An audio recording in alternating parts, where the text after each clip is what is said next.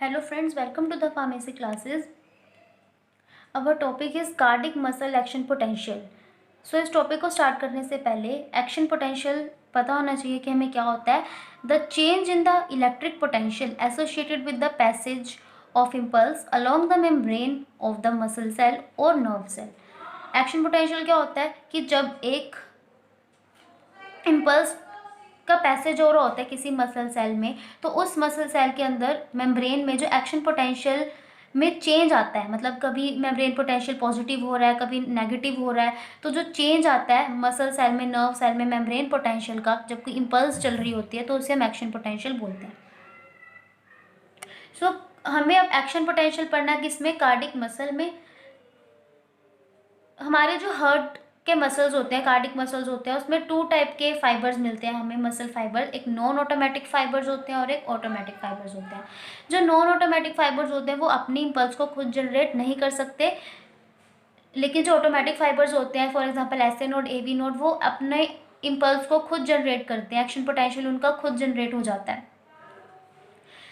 हम पढ़ रहे हैं नॉन ऑटोमेटिक इम्पल्स जनरेशन, कि नॉन ऑटोमेटिक फाइबर्स में कैसे इम्पल्स की जनरेशन होती है. These are the ordinary working cannot generate an impulse of their own. ये जो नॉन ऑटोमेटिक फाइबर्स होते हैं ये अपनी इम्पल्स को खुद जनरेट नहीं कर सकते. Cardiac muscle can contract as a result of some sort of stimulus. Cardiac muscle तभी कॉन्ट्रैक्ट करेंगे जब उन्हें कोई स्टिमुलस मिलेगी. जब बाहर से कोई स्टिमुलस आएगी तो वो अपना एक्शन पोटेंशियल स्टार्ट करना शुरू कर देंगे. तो the stimulus can come from, वो स्टिमुलस कहाँ से आएगी, या तो कोई न्यूरॉन से आएगी या फिर nearby cardiac muscle cell. जो एडजेसेंट कार्डिक मसल सेल होता है वो उससे स्टिमुलाई दे देता है, जिसकी वजह से उसमें इम्पल्स जनरेशन होना शुरू हो जाती है. अब जो एक्शन पोटेंशियल के अंदर मेनली 5 फेजेस आते हैं. Phase 0, 1, 2, 3, 4. Phase 4 resting potential. Phase 0 rapid depolarization. Phase 1 initial rapid repolarization. Phase 2 plateau phase. Phase 3 repolarization.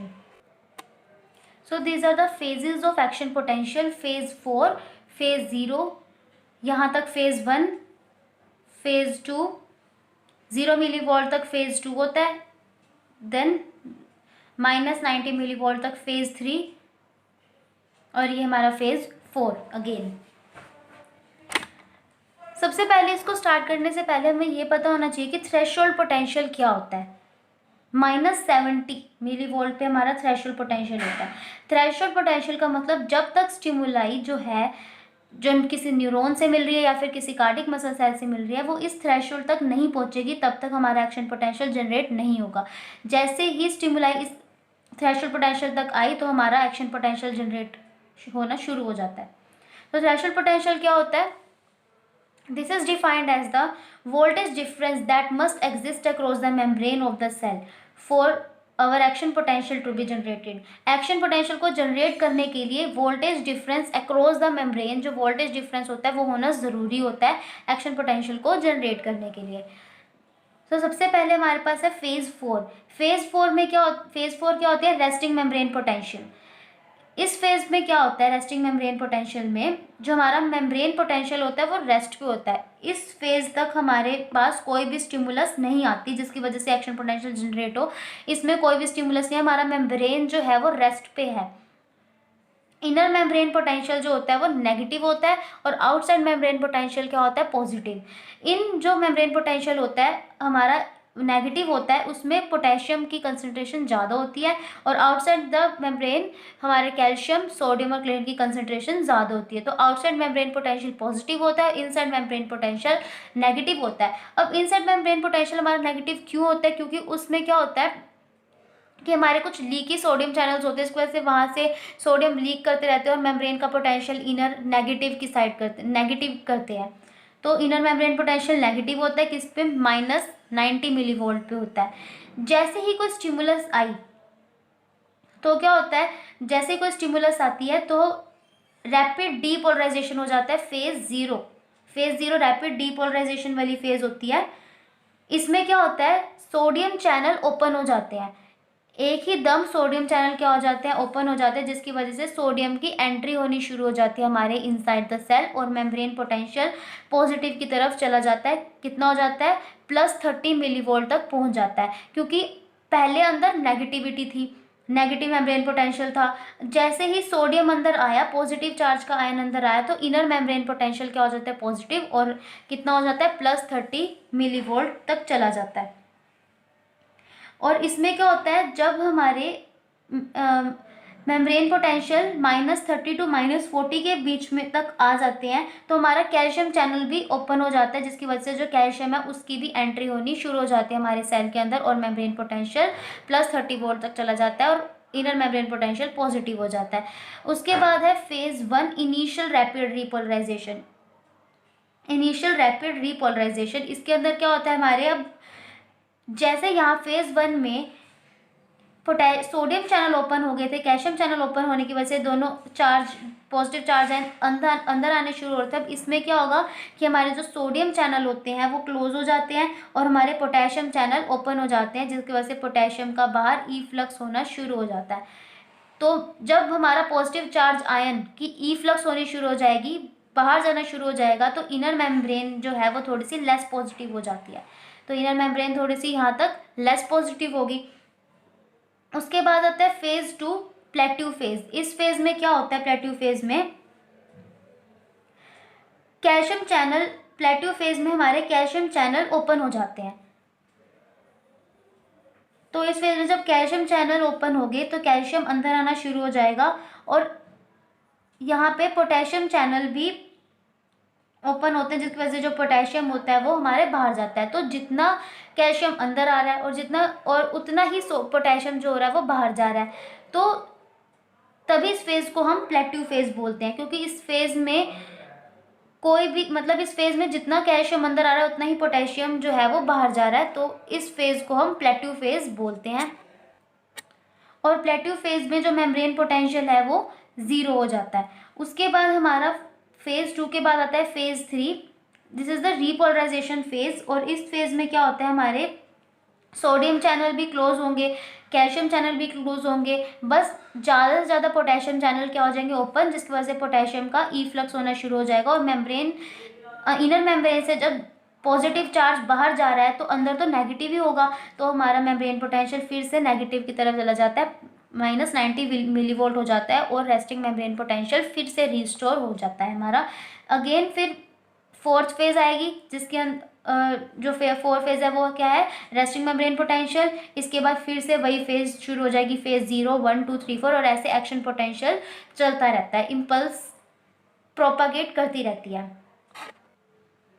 सो ये हमारा थ्रेशोल्ड पोटेंशियल था। This is defined as the voltage difference that must be exist across the membrane of the cell for our action potential to be generated. If the stimulus is not reach the threshold potential, action potential हमारा generate नहीं होगा, और जब stimulus इस threshold potential तक चला जाएगा तो हमारा एक्शन पोटेंशियल जनरेट होना स्टार्ट हो जाएगा। अब इसके हम फेजेस पढ़ेंगे 1 बाय 1 इन डिटेल। तो सबसे पहले फेज 4 आता है। जो फेज 4 है वो हमारा रेस्टिंग पोटेंशियल फेज होता है, जिसके अंदर क्या है, the resting membrane potential for cardiac myocyte is -90 millivolt. जो रेस्टिंग मेम्ब्रेन पोटेंशियल पे हमारा मेम्ब्रेन पोटेंशियल कितना होता है, नेगेटिव की तरफ होता है, -90 मिलीवोल्ट होता है, जिसमें क्या होगा, अब ये रेस्टिंग मेम्ब्रेन पोटेंशियल है। The charge difference between the interior and the exterior of the cell is called resting membrane potential. Outside the membrane positive charge है, क्योंकि वहाँ पे सोडियम कैल्शियम की कंसंट्रेशन ज़्यादा है और पोटेशियम की कंसंट्रेशन कम है, और इनसाइड पोटेशियम ज़्यादा है, सोडियम कैल्शियम कम है, और नेगेटिव मेम्ब्रेन पोटेंशियल है यहाँ पे हमारा। तो फेज 4 में outside higher concentration of sodium calcium chlorine, lower concentration of potassium, inside higher concentration of potassium and the lower concentration of sodium calcium and chlorine. फिर हमारा है फेज 0। फेज 0 जो होता है वो रैपिड डीपोलराइजेशन का फेज होता है।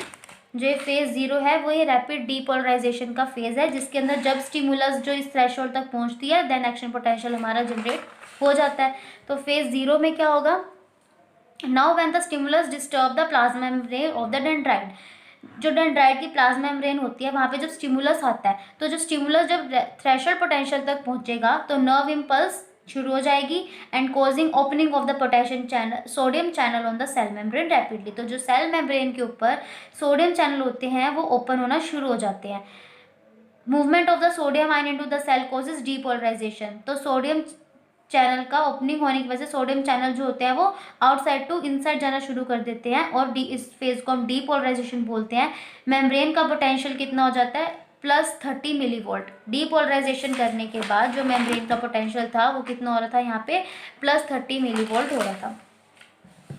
फिर क्या होगा, जब मेम्ब्रेन का पोटेंशियल हमने बताया था, जब मेम्ब्रेन का पोटेंशियल -30 to 40 तक पहुंच जाता है तो वहाँ पे कैल्शियम चैनल की भी ओपनिंग हो जाती है और वो भी एक्शन पोटेंशियल में डीपोलराइजेशन में अपना रोल प्ले करता है। तो यहाँ पे क्या होता है कि L type calcium channel open हो जाते हैं। इसे एल टाइप क्यों बोलते हैं, लॉन्ग लास्टिंग कैल्शियम चैनल जो लंबे समय तक ओपन रहते हैं। प्लेक्टिव फेज जो आगे आता है उसमें भी वो ओपन ही रहते हैं। तो उसमें जब L type calcium channel open हो जाएंगे -30 to -40 मिलीवोल्ट तक जब स्टिमुलस जाती है तो उसके बाद rapid overshoot it will lesson the charge difference. तो सोडियम भी अंदर आना शुरू कर देते हैं और कैल्शियम भी अंदर आना शुरू कर देते हैं। तो इनर मेम्ब्रेन पोटेंशियल जब नेगेटिव था अब क्या हो जाएगा, पॉजिटिव हो जाएगा। नेक्स्ट है phase 1 initial rapid repolarisation. Phase 1 क्या था, जब जैसे हमारा जो स्टिमुलस होता है, जब मेम्ब्रेन पोटेंशियल +30 मिलीवोल्ट पे आ जाता है तो हमारा सोडियम चैनल बंद हो जाता है और पोटेशियम चैनल ओपन हो जाता है, जिसकी वजह से पोटेशियम का इफ्लक्स होता है। तो यहाँ तक जो फेज़ है वो हमारा क्या है, फेज़ 1। फेज़ 1 क्या है, इनिशियल रैपिड रीपोलराइजेशन। तो इसमें once the membrane voltage reaches +30 millivolt, जैसे ही मेम्ब्रेन का पोटेंशियल +30 मिलीवोल्ट तक जाता है तो sodium channel close quickly, sodium channel बंद हो जाते हैं, पोटेशियम चैनल ओपन स्लोली। धीरे धीरे पोटेशियम चैनल का ओपनिंग होनी शुरू हो जाएगी, जिससे क्या होगा, efflux of potassium rapid repolarisation. Potassium जो होते हैं वो बाहर जाना शुरू कर देते हैं। अब जब पोटेशियम पॉजिटिव चार्ज आयन जब बाहर जाना शुरू हो जाता है तो इनसाइड मेम्ब्रेन पोटेंशियल क्या हो जाएगा, लेस नेगेटिव हो जाएगा। तो अब इस फेज में हमारे कैल्शियम चैनल भी ओपन रहते हैं, क्योंकि जो फेज 0 में long lasting L type calcium channel open हुए थे तो इस फेज में भी कैल्शियम ओपन ही रहेंगे। कैल्शियम अंदर आ रहे हैं और पोटेशियम क्या हो रहा है, बाहर जा रहा है। इसमें ज़्यादा से ज़्यादा पोटेशियम जो होता है वो बाहर जाता है। उसके बाद तो इनर मेम्ब्रेन जो होता है इसके अंदर ज़्यादा जो पोटेशियम वो बाहर जा रहा है तो मेम्ब्रेन का पोटेंशियल इनर का नेगेटिव हो जाता है। उसके बाद phase 2 plateau phase, fall in the membrane potential up to 0 millivolt. Plateau phase में क्या होता है, ये हमारा प्लेटिव फेज है जिसमें मेम्ब्रेन का पोटेंशियल क्या हो रहा है, 0 मिलीवोल्ट पे आ रहा है। तो प्लेटिव फेज में क्या होता है, fall in the membrane potential up to 0 millivolt, rate of influx of calcium is equal to the rate of efflux of potassium। जितना पोटेशियम बाहर जा रहा है उतना कैल्शियम अंदर आ रहा है, तभी इसको प्लेटिव फेज बोलते हैं। इसमें नेगेटिविटी का कोई रोल नहीं होता। तो it extend the depolarization phase, ये डीपोलराइजेशन फेज को एक्सटेंड कर रहा है। तो ये कैल्शियम चैनल है, ये पोटेशियम चैनल, जितने ही कैल्शियम अंदर आ रहे हैं उतने ही पोटेशियम बाहर जा रहे हैं। दैट्स वाई इस फेज को हम प्लेटिव फेज बोलते हैं। Phase 3 repolarisation phase. अब है फेज 3 में तो जो ये जब मेम्ब्रेन पोटेंशियल 0 मिलीवोल्ट तक आ जाता है तो फेज 3 आ जाता है पोटेशियम इफ्लक्स। तो पोटेशियम का बाहर जाना शुरू हो जाता है तो इनर मेम्ब्रेन पोटेंशियल नेगेटिव की तरफ चला जाता है, -90 मिलीवोल्ट पे आ जाता है। फेज 3 में क्या है, calcium channel close, calcium channel बंद हो जाते हैं, सोडियम चैनल बंद हो जाते हैं। जब ऊपर कैल्शियम ओपन था, यहाँ पे अब कैल्शियम क्लोज हो जाएगा, इफ्लक्स होगा पोटेशियम का due to the opening of more calcium channel. Calcium जब चैनल क्लोज हो रहा है तो कैल्शियम की इन्फ्लक्स भी नहीं होगी। रैपिड डिक्रीज मेम्ब्रेन पोटेंशियल फिर एकदम डिक्रीज हो जाता है, रेस्टिंग मेम्ब्रेन पोटेंशियल रिस्टोर हो जाता है। मतलब इनसाइड फिर अगेन नेगेटिव हो जाता है और आउटसाइड पॉजिटिव हो जाता है, क्योंकि बाहर सोडियम ज़्यादा है, कैल्शियम ज़्यादा है और अंदर क्या होते हैं, पोटेशियम ज़्यादा हो जाते हैं। जब ये फेज 3 तक था कि इसमें पोटेशियम चैनल ओपन हो रहा था, अब अगेन फेज 4 आ जाएगी जिसके अंदर सोडियम कैल्शियम चैनल जो है वो क्लोज हो जाएंगे और पोटेशियम की अंदर एंट्री हो जाती है। तो अगेन रेस्टिंग मेम्ब्रेन पोटेंशियल जो होता है वो फेज 4 पे जाके रिस्टोर हो जाता है। Thank you so much for watching this video. Thank you.